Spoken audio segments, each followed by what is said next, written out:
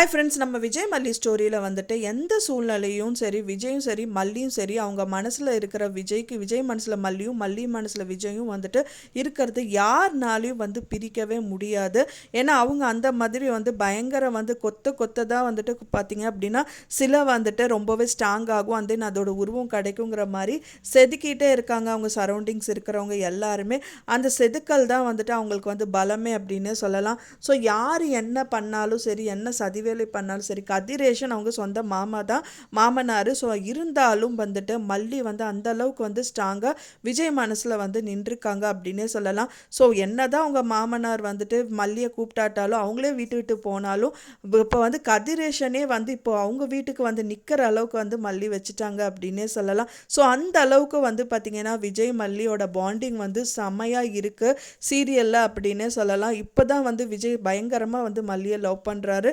So and then வந்து பார்த்திங்கன்னா அவங்க ஃபோட்டோ உடைச்சது வந்து அழகாக வந்து அந்த ஃபோட்டோ வந்துட்டு எப்படிங்க வந்தது, அது வந்து ரேணுகாக்கா உடைச்சிருக்காங்க அப்படின்னு சொல்லிட்டு மல்லி சொல்லும்போது, நான் தான் வந்துட்டு இது சரி பண்ண மல்லி, நல்லா இருக்கா, வாய் திறந்து சொல்லு நல்லா இருக்கான்னு சொல்லிட்டு அப்படின்னு சொல்லிட்டு மல்லிகிட்ட கேட்குறாரு.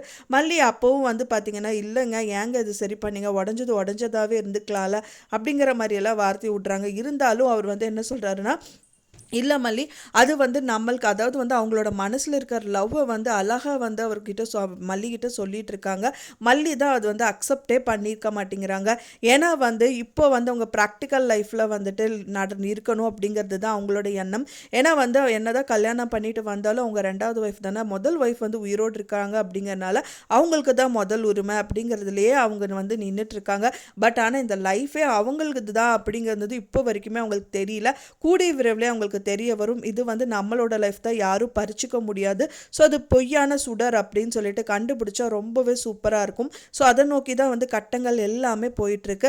வெயிட் பண்ணி பார்க்கலாம் ஃப்ரெண்ட்ஸ், என்ன நடக்குது அப்படின்னு சொல்லிட்டு. நீங்கள் என்ன நினைக்கிறீங்க அப்படின்னு சொல்லிட்டு உங்களோட கருத்துக்களை மறக்காமல் எனக்கு கமெண்ட்டில் ஷேர் பண்ணுங்கள். நான் சொன்ன தகவல் உங்களுக்கு பிடிச்சிருந்தா மறக்காமல் லைக் பண்ணுங்கள், ஷேர் பண்ணுங்கள், கமெண்ட் பண்ணுங்கள், சப்ஸ்கிரைப் பண்ணுங்கள்.